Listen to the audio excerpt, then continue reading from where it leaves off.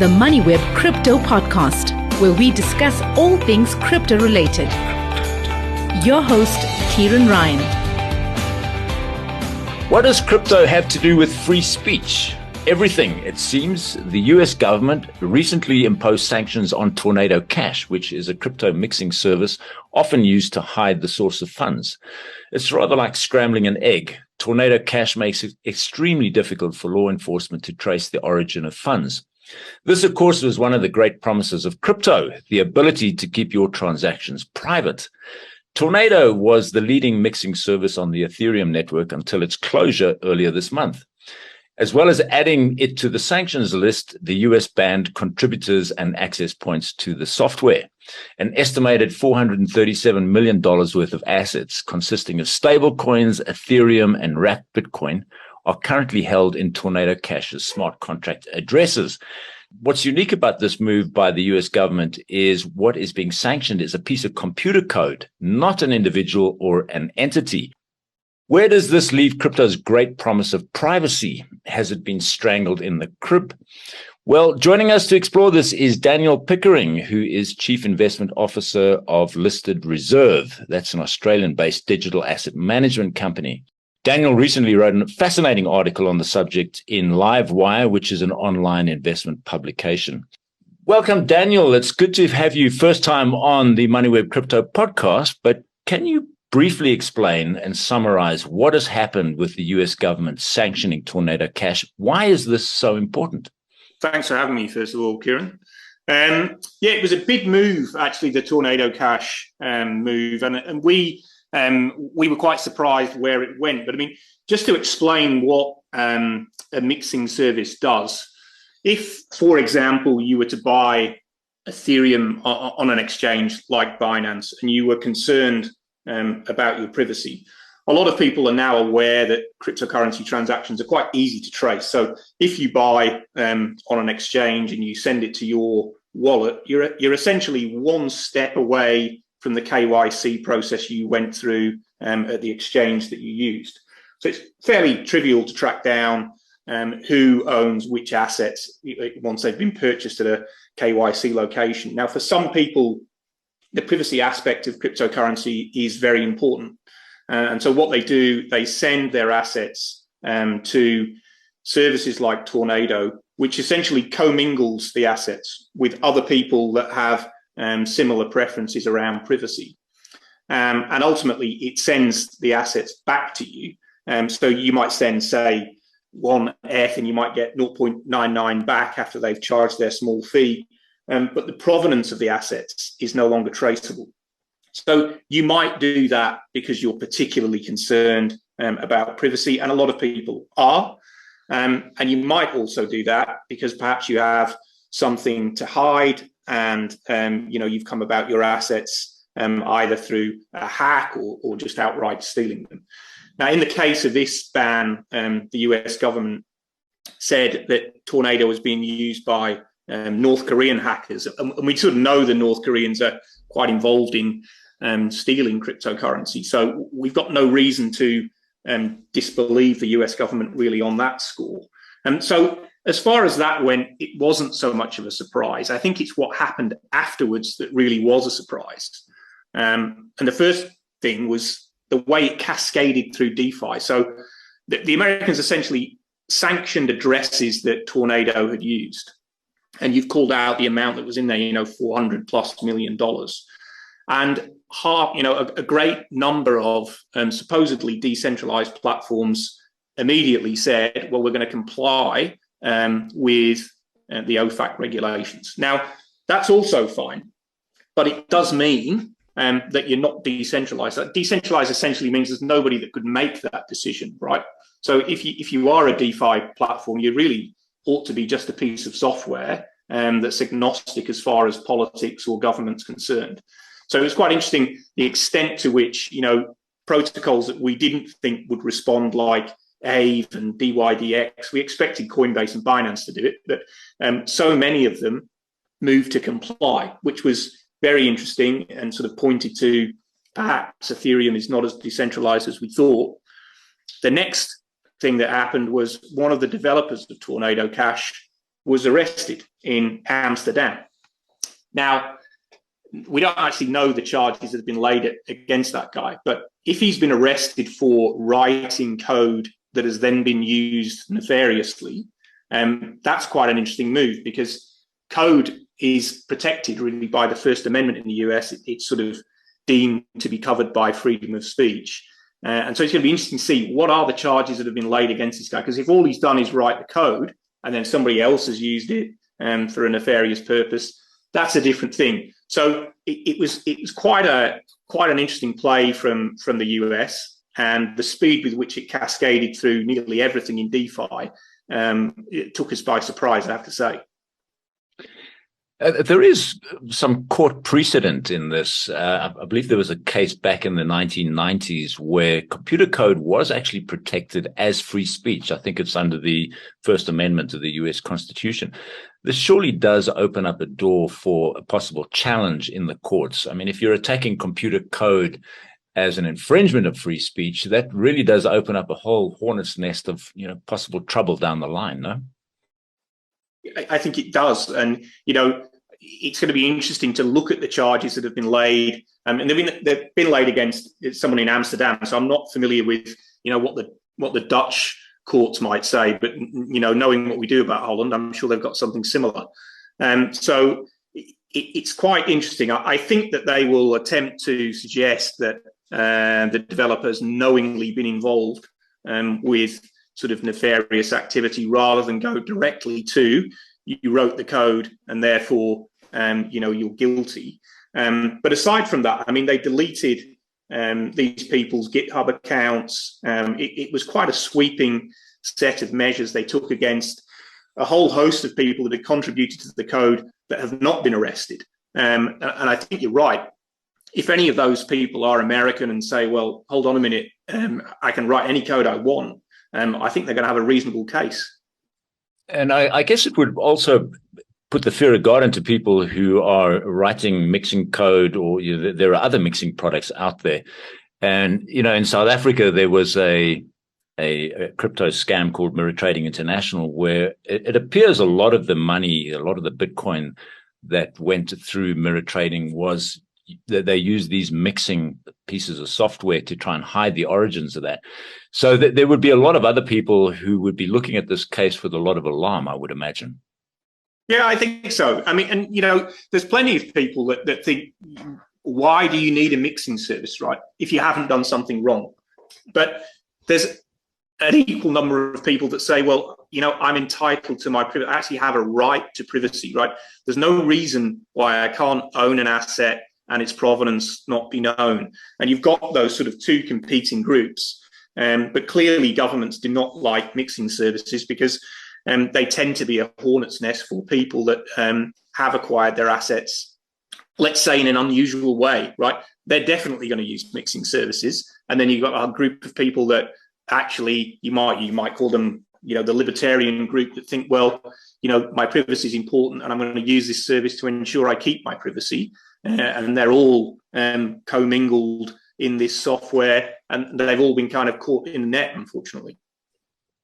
Okay, tell us a little bit about ListedReserve. From what I can tell, you're a digital asset investment firm with a long-only fund that's been going since 2018.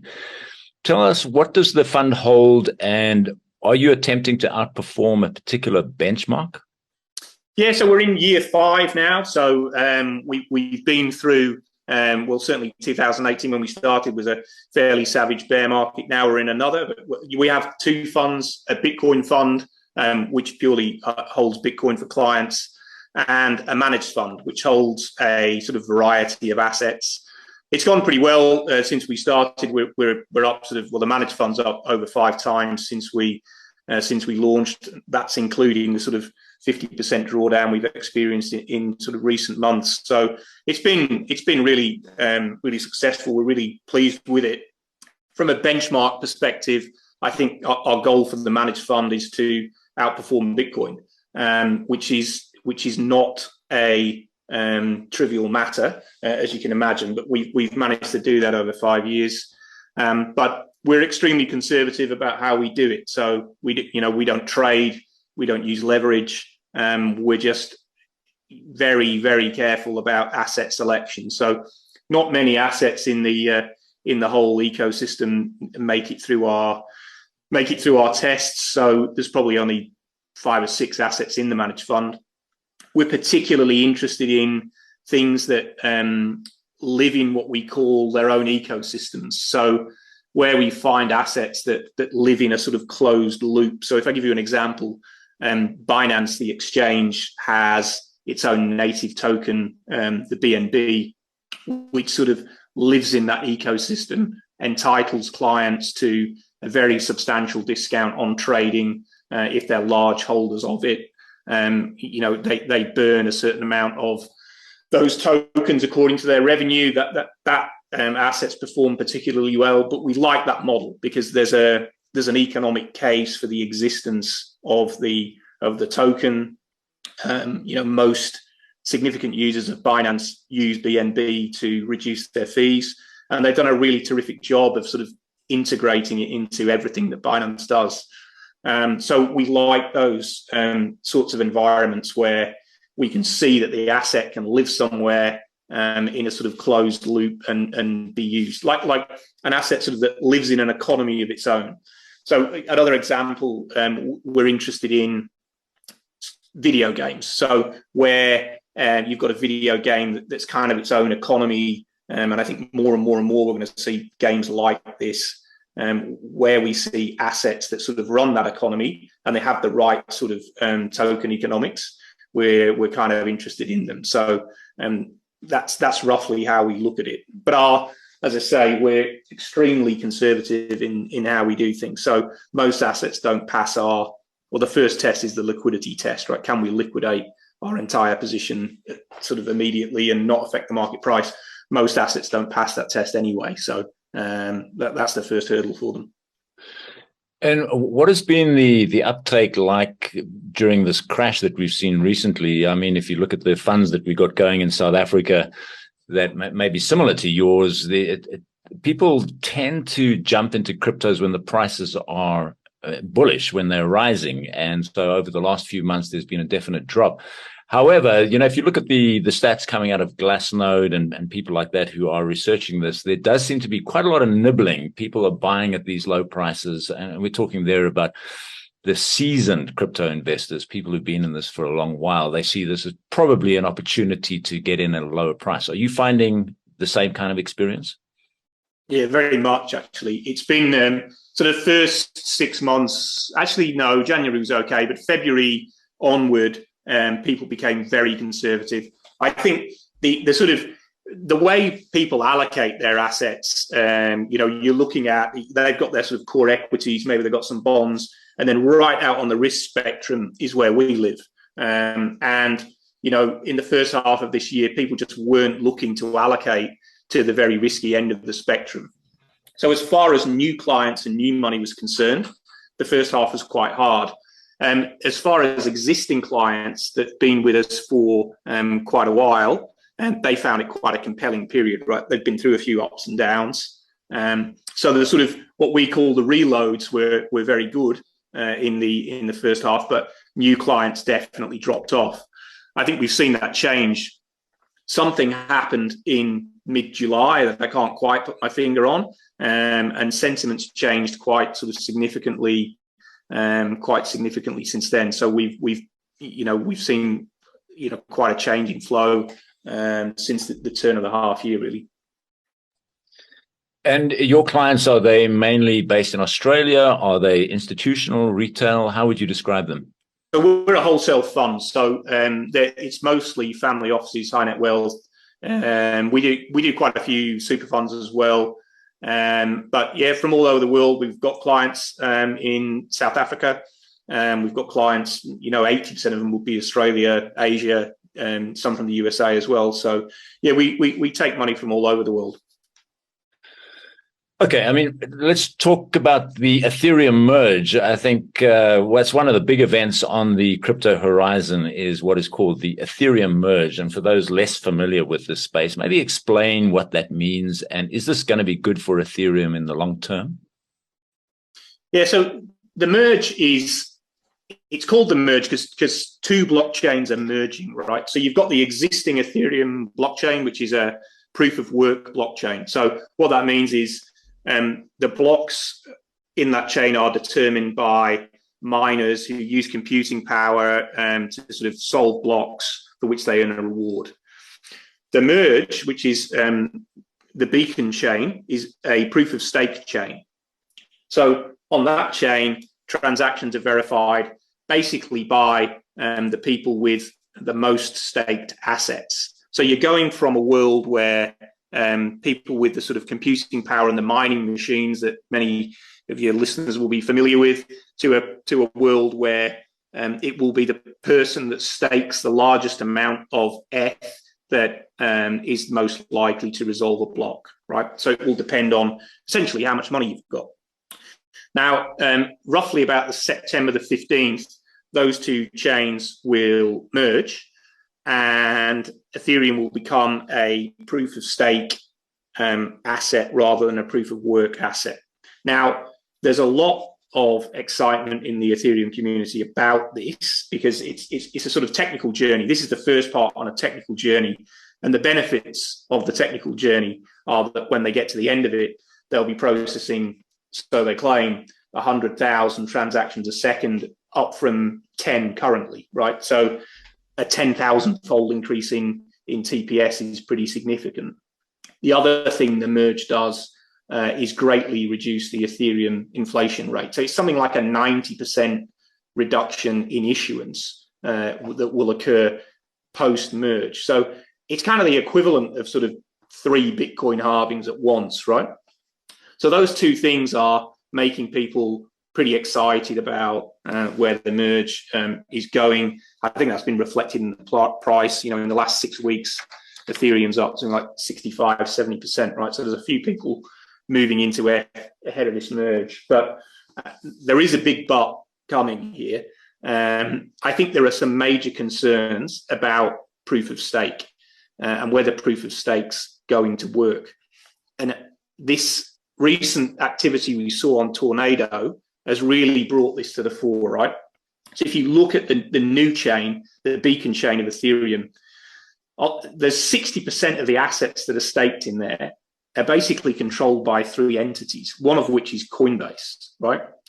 Now, what that means is when we get past the merge, those 3 entities essentially control Ethereum. And what that means is if the US government wants to censor a transaction, they only need to make 3 phone calls. They know who the CEO of Coinbase is. They know who the CEO of Bitcoin Swiss is. It's not going to be a difficult matter for them to censor anything they like. Now, from my perspective, that's profoundly bad for Ethereum, right? Because you're moving away from the sort of promise of depoliticized money. Because the extent to which they can apply political influence to how these chains work post-merge is much, much greater in my view. Now, it may be that is a good thing for price, right? In the short term, because people will focus on the transaction processing. They'll focus on the fact that it's moved to proof of stake, which they will view as more ESG friendly. They'll focus on the fact that it's more compliant, therefore, with what the government wants. And so I can see Ethereum running pretty hard as a result of a successful merge. But in 10 years' time, I think they're going to slip into the arms of regulatory capture. You know, it's kind of morphing into a bank run on a blockchain, right? It's moving away from its original promise. And I think that is being lost in the sort of excitement of the technical promise of the merge. So let's see what happens. I'm not suggesting that, you know, price-wise it's immediately bad. I'm suggesting that as a long-term proposition, it's moving away from what people thought Ethereum would be. So we'll see. You know, I'm really interested to watch. You've got the 2 biggest assets in the ecosystem, Bitcoin and Ethereum, going head-to-head on consensus mechanism, right? You've got Bitcoin is obviously going to stay proof of work. You've got Ethereum going proof of stake. And, over the course of the next decade, we're going to get an answer to which one's the winner. I think I know what it will be, but, let's sit back and enjoy the ride. Right. I presume you've got Ethereum in your fund as well. Yeah, we do. We do, and for a whole variety of reasons. But Ethereum, I worry about its technical platform. I worry about the move to proof of stake, but it's tremendously well funded. If you look at all the new projects that launch, a lot of them are on Ethereum. If you look at the level of developer talent that's committed to Ethereum, it's enormous, right? They've got some tremendously talented people that work on that platform. So I don't want to bet against them. I just want to, our position in Ethereum is relatively small, right? It would be somewhere around 6 or 7% of the fund. So it can't really do us any damage, whatever happens. But I'm certainly less convicted on it than I am on some of the other things that we engage with. But, I'm not betting against it for a minute. Right. So this battle between Bitcoin and Ethereum, you haven't really sort of indicated where you're leaning, but I do get a sense perhaps you think Bitcoin is going to emerge as the triumphant crypto. Is that a fairly? Because I think if the promise is a decentralized, depoliticized method by which we can exchange value peer to peer, well, there's only one winner. And the tornado situation that we've watched unfold over the last 10 weeks basically proves it, as far as I'm concerned. And this move to proof of stake, I think, will bring it into even greater focus. Now, that does not mean that Ethereum is going to be a bad investment, right? It's a question of which one's actually going to deliver on the original promise. Now, ultimately, I think it's going to be Bitcoin. But, can Ethereum get all sorts of blessings from governments around the world because it's deemed to be doing the right thing? It probably can. And can it capture value as a result? Again, it probably can. So I certainly wouldn't encourage people to give up hope on it. I just think it isn't the asset that's going to deliver the original promise. Where does that leave the competitors to Ethereum? I mean, things like Chainlink and Solana, for example, they were designed to address some of the shortcomings that were seen in Ethereum, which Ethereum is now trying to correct through this merge and this technical upgrade that you spoke about. Well, what about these competitors? Do they have a foothold? Do you think they've got a future? Well, yeah. I mean, if you look at Solana, right, and to me, we've had multiple versions of this over the years, right?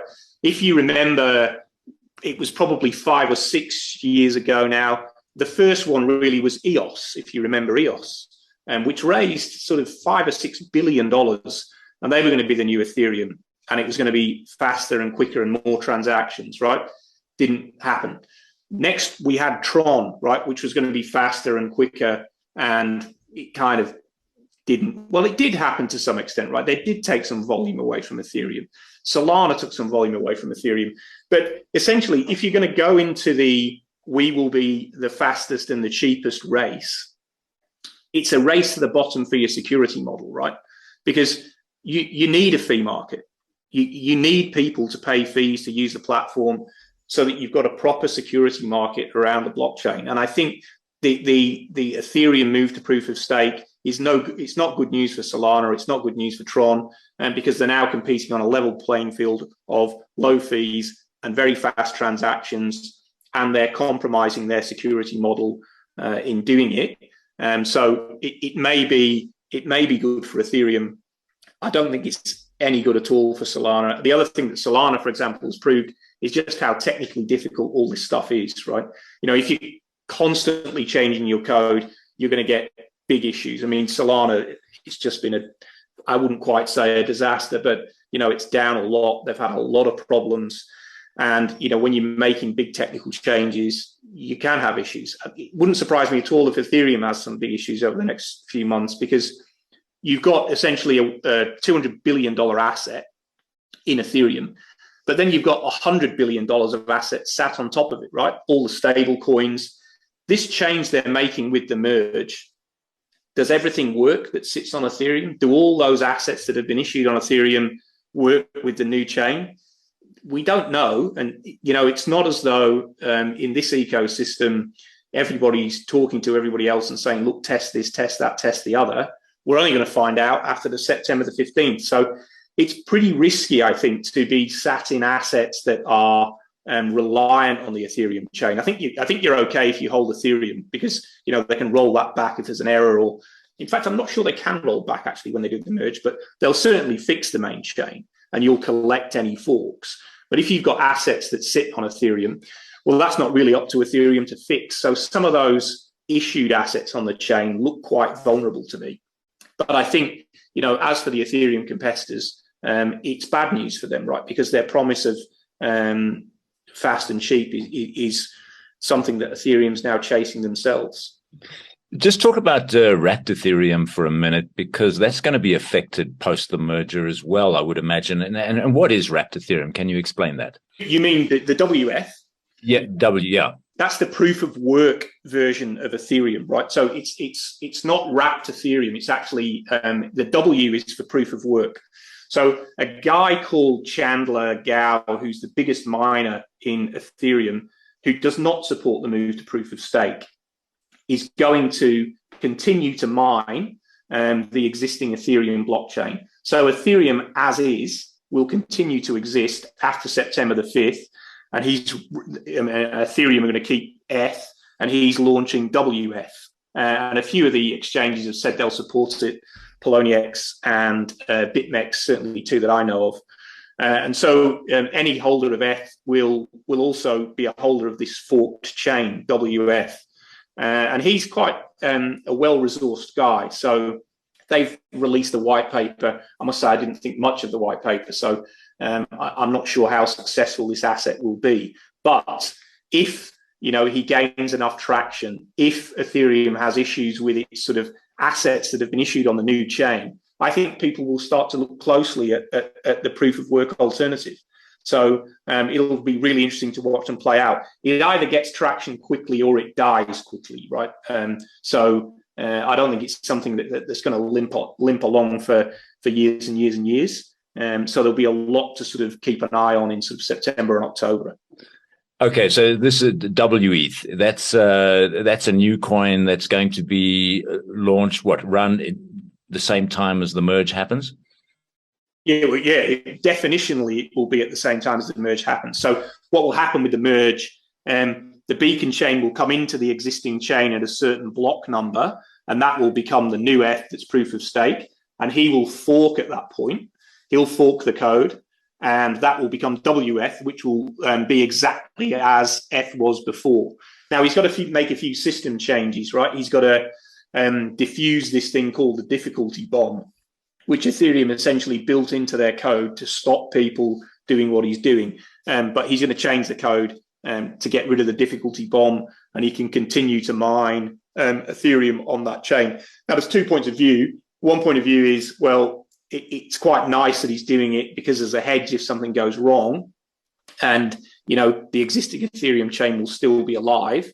The other point of view is he owns hundreds of millions of dollars of mining equipment, and this is just his way of sort of enriching himself with a tail coin that will eventually go down to zero. It's a matter of opinion which camp you sort of sit in. Just talk for a minute about your background, because you studied at the London School of Economics, and I presume you had a fairly conventional background or education in investment, and you've moved over to the crypto space. And it occurs to me while you're talking there, you have to have a real handle on the technical aspects of crypto. You've got to be able to wade your way through all of these white papers that are coming out. You've got to understand the mining operation. It's very different to analyzing a company like BHP Billiton or Anglo American. So just talk about some of those technical complexities. It is different, but I think the core elements of it are not that different, right? So let's just say, what does our investment committee do, right? When we look at an asset, the first thing we do is look at its liquidity, right? So can we sell it? What's the volume? All that kind of thing. But I think, as a sort of a general analyst in equity, you might also do, right? It's quite interesting to know, what is the volume in a particular stock and all the rest. So that's similar. I think, we are also very, very interested in use case, right? So we use the asset before we ever invest someone else's money, and does it do what it says on the tin? Again, I think if you're an equity analyst, you're looking at, so you mentioned BHP Billiton, right? Does anybody want iron ore? What's the demand for iron ore going to do in the next 5 to 10 years? So all that sort of stuff is applicable. Where it's different is when you get into the sort of token economics, right? So there is no, in most cases for crypto anyway, there is no price earnings ratio. You've got to make a whole set of different assumptions around the token economics, the ecosystem that the asset lives in, how big will it get, what sort of market could it capture, what sorts of things is it replacing, right? So, if you were looking at a DeFi asset, is it actually going to replace some accountant in some distant country because the software is more efficient? Is it going to replace a stock exchange and all those sorts of things? So that it's that final component around, the token economics, the ecosystem, does it work? That's the bit that's very, very, very different. And we've been on we still learn stuff every day when we look at it. It's I don't think there's anybody that does it perfectly, but we certainly spend a great deal of time on that third component. I mean, one of the things that is happening with blockchain technology is the emergence of competitors to what you would call, your traditional, for example, forex markets. You can now you can trade forex using stable coins. You can buy options which are based on the blockchain. There are stock exchanges which are being planned. You're going to be able to list your company. Typically, you would probably spend months or even a year or longer trying to get a listing on a stock exchange. You can do that much faster on some of these exchanges which are being planned. Maybe just talk about how you see the future of finance built around this new ecosphere of the blockchain and crypto. Yeah, well, I think finance is perfectly suited to software, right? Because most things in finance and FX markets and that kind of thing, it's just about, do you have the money? Can you settle the money? When will you settle the money? All of that kind of stuff, which software is absolutely excellent at. Now, a good example is, say, in June, right, when we had the sort of Celsius collapse, we had Voyager falling over. It was all just a giant nightmare. But in the truly sort of decentralized protocols, they worked pretty well, right? They liquidated people at the right time. They recovered assets at the right time and returned them to the right people. I was actually really impressed with how some of those software protocols worked. And you wouldn't have had that in traditional finance, right? If what had happened in June had happened in traditional finance, like it did, I must say, in 2008, the market's just suspended, right? The stock market drops 10%, it's suspended. If it drops 20%, it's closed for the day, right? Now, to me, that's not terribly good. I think this is a much purer market.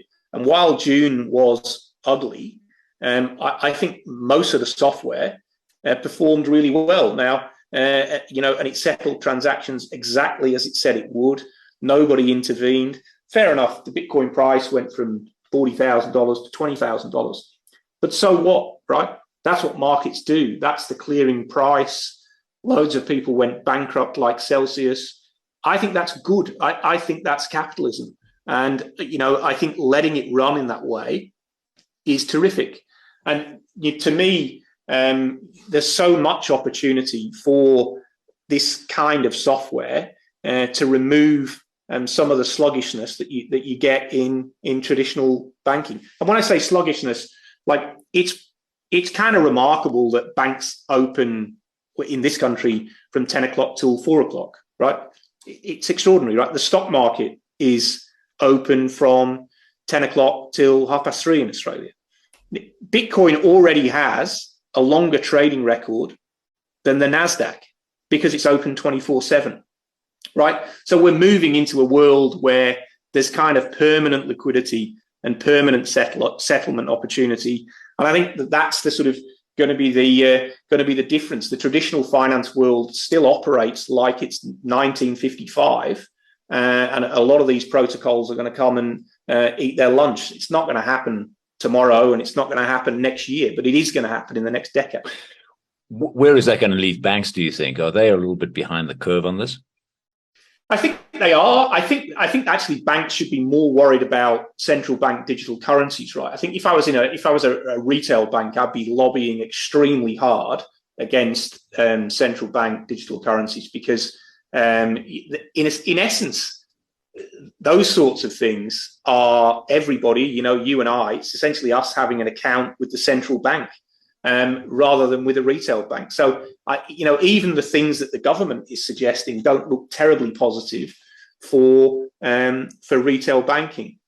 And I think a lot of people around the world are still pretty sore about what happened back in 2008, 2009, right? I don't think banking's recovered its reputation since then. I don't think it ever will.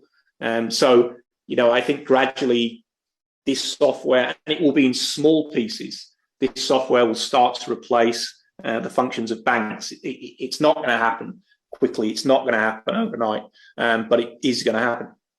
Right. Just going back to this Ethereum Merge, which is happening in September, how's that going to affect Bitcoin mining? We're really looking at this. We can call it a fork, if you like, between the proof of work and the proof of stake. But for Bitcoin miners, is this a good or a bad thing? I think it's fundamentally a good thing. I mean, first and foremost, all of the energy that's used to mine Ethereum is going to be freed up for Bitcoin miners, right? So there's going to be a whole load of rack space and energy available for them, which I'm sure they'll readily consume. So I think there's going to be an immediate benefit to them there. The hardware that's used to mine Ethereum cannot be used to mine Bitcoin. So it's not like your Ethereum miners can suddenly decide, oh, well, I'm just going to switch chains. They can't, right? So it's not as though new competitors are going to be born for Bitcoin miners. They aren't. It's going to sort of free up a little bit of the energy market for the Bitcoin miners. So I think it's probably a good thing for them. But I think longer term, it's an excellent thing for them, right? Because we are going to have this play out of proof of work versus proof of stake.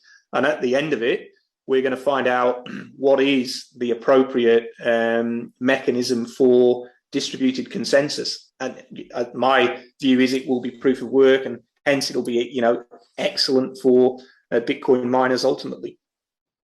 Right. So proof of work, of course, that is the method in which Bitcoin is mined. It is energy intensive, and Bitcoin gets a lot of attack for that because we have read stories about the amount of electricity that Bitcoin miners are using. It's equivalent to the entirety of Denmark's electricity consumption, according to one story that I read. But of course, what we are seeing is that Bitcoin miners are starting to move towards more renewable sources of energy like hydropower and solar and so on. So proof of work, getting a bad rap, but you see that as kind of solving itself. And I think Michael Saylor from MicroStrategy has also talked about that, where energy sources which are not part of the grid are now being tapped by Bitcoin miners. Yeah, absolutely. I mean, I think if you follow Bitcoin mining closely, you'll know that Bitcoin miners are essentially the energy users of last resort, right? If you in Australia, we have this situation because of the sunshine. In Queensland, particularly, everyone's got solar panels. During the day, there's a huge surplus of electricity in Queensland, right? Now, somebody's got to come along at some point and balance that grid. I think it will be the Bitcoin miners. They'll take the energy during the day when there's a massive surplus and there's nothing they can do with it. Like it's a real issue. It stresses out the grid up there.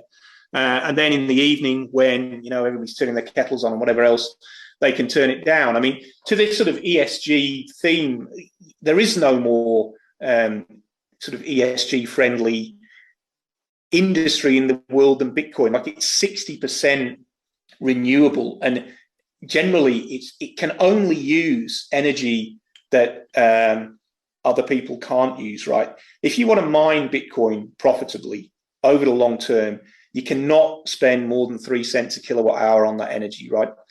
They're not competing with you turning on your oven. They're not, right? They've got to go and find sources of energy that are either stranded. They've got to go and find surplus energy because, the sun's shining and there's too much energy in Queensland, or the wind's blowing somewhere where it ought not to be.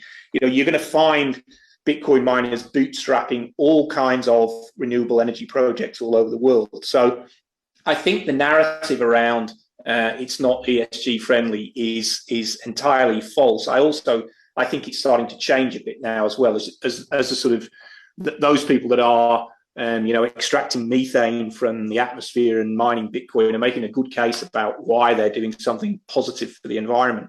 But more fundamentally than that, the energy use is critical to the value proposition, right? Bitcoin is massively expensive to produce, and it's essential that it remains massively expensive to produce, right? That's the value. It basically is represented by the energy. So when you send me a Bitcoin, I know that someone has expended a great deal of energy to produce it. That's the whole point, and removing it would be fairly fundamental to the value proposition, in the same way that I think it is for ETH ultimately. Can we talk about NFTs for a moment? Non-fungible tokens. We were talking beforehand. You're not that convinced that there is a case for NFTs. So what is your take on this? I also am a little bit concerned that, people are buying pictures of unicorns for a very, very high price, and I don't really see the business case. What's your take on it? Yeah, I think everything we've seen so far with NFTs is experimental, right? So when sort of Bitcoin came along and it solved that problem of you could exchange a digital asset for digital value, I think people have kind of extended that idea now to other assets like music, like art. But you can copy them anyway, right? We can all copy a piece of music, we can all copy a piece of art. I think where NFTs might be a little bit more applicable is, again, in a closed ecosystem. So, as I mentioned, when we look at assets, we like things that live in a closed ecosystem. So let me give you an example. If you had a video game and, you could buy a better gun than other players, you might spend money on it. But if your ownership of that was secured by a cryptographic signature, which meant that you could sell it to another player, would that have value? Yeah, I think it would. Would it be an NFT? Yeah, I think it would. So I can see scenarios where it works, but I think they need ecosystems to live in. So at the moment, the NFTs that we've got are they live in kind of the real world. They don't have an ecosystem to validate them. Whereas if they live in a piece of software, it's a different story. I mean, I can imagine scenarios, and we were talking about this the other week, but Google Earth, right? Yeah. So let's just say Google overlays a matrix on Google Earth, and you zoom in on your house, and there's 10 little squares for sale for $50, and you can buy that piece of land on Google Earth, right? $50. Would you buy it? I don't know. Possibly. I think I probably would, just to stop somebody else getting it, first of all. And then if Google said to me, right, well, now you can build a cool house on there, and you can kit it out with all this cool stuff, and you can hold your meetings inside there, right? So I'm just hypothesizing about some virtual world that could exist that people would see value in. I think a lot of people would see value in that, right? So that kind of draws a link between the reality that we actually live in physically and the digital world that people are familiar with, Google Earth. If they start selling land on Google Earth, I bet you it would go absolutely nuts. That's an NFT, right? So I can see scenarios where people make a lot of money from it. And, there are companies out there like Facebook, like Google, with the resources to build out those ecosystems so that they're actually appealing for people, right? So it's actually appealing to sort of go in there and hold meetings and meet colleagues, right? At the moment, I don't see anything that is appealing, right? Even on those demos that Zuckerberg gives, I mean, the graphics are awful. I mean, you wouldn't spend 2 minutes in there. That doesn't mean that it isn't going to happen in the future, though. So I'm keeping an open mind about NFTs. We don't own any for the fund. We're watching it. We're watching it closely, but at the moment, it's too detached from either physical reality or indeed from digital reality, because the digital reality of a lot of these ecosystems is quite a painful experience. It just occurred to me, I was driving down to the Free State about 3 hours from Joburg a couple of weeks ago, and the roads have just deteriorated to the point where you can't go faster than about 40 or 50 Ks per hour because the potholes. And, you know, I thought that I would love to have somebody who had a GoPro on their car that was driving down that road in real time so that I could see before I went down that road what I'm in for. And I would be prepared to pay for that. Now, Tesla is doing something similar where they have all of these sensors and these cameras on their cars, and they're gathering all this data. As their cars are driving down the road, they're picking up the foot traffic in the city center. So you can see where people are gathering, if there's an accident or an incident, should you avoid that part of town, or if you just want to ogle and just have a look at what's going on in the town, you'll be able to do that very, very soon. But the question is, who owns that? Surely the individual, you know, he has the right to monetize that somehow. If you're driving down a road, you got your GoPro on, you should be able to sell it to somebody if somebody finds value in that. What do you think? I see what you're saying as far as Tesla is concerned. And, you know, in essence, I suppose that's the promise of Web3, is that, you know, if you are driving down the road and you are making a recording, that data should belong to you, right? And so, you know, is there a world in which we're collating our own data and monetizing it for ourselves? Yeah, I think there probably is. And I think that probably is the promise that people are making. And because, you know, we're currently in a world where all of our data is monetized by somebody else, which is wrong. So, you know, I'm not necessarily convinced that there'll be NFTs, but you know, is there a world in which those things that we own and we generate, whether they be sort of journeys from home to work or journeys down any road in particular, or anything actually that arises from things that we do, you know, can they be monetized to our advantage through this technology? I imagine over the next decade, that sort of thing's going to happen. Yeah, I mean, you wrote a story about Web3, which I highly recommend people go and look on the ListedReserve website. Fascinating description of Web. So we had Web 1, Web 2, and Web 3. Maybe just talk about Web 3. This is where you own data like that, what we've just been talking about. You've got a GoPro and you're filming yourself going down the road. You can sell that. That's one example. Maybe give us a few others.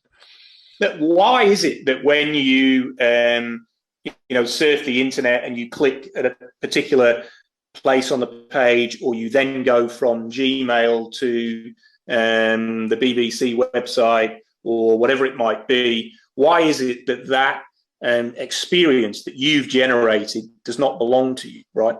And I think that's, you know, where we're going, is that there are platforms that are being built that will allow you to claim the benefit of the data trail that you're leaving. And of course, we're all leaving massive data trails across the internet, which are being monetized by Facebook, Google, and others. And to some extent, the promise of Web3 is that bounty will be shared with the user, and it probably should be.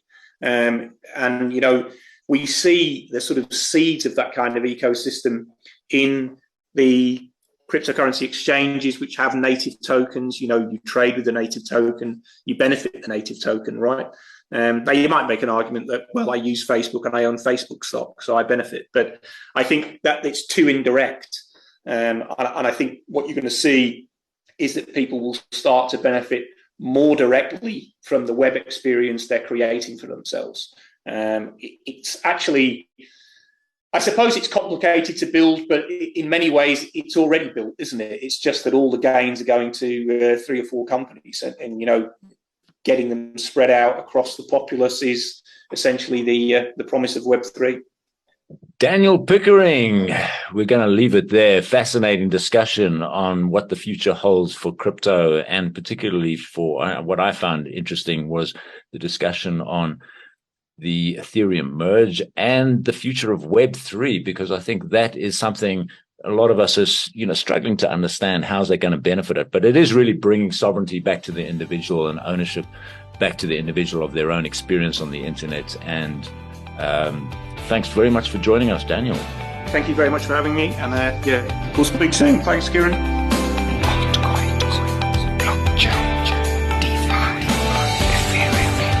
Thanks for listening to the Moneyweb Crypto podcast, hosted by Ciaran Ryan. To listen to our other podcasts, go to moneyweb.co.za or the Moneyweb app and follow Moneyweb News for daily updates.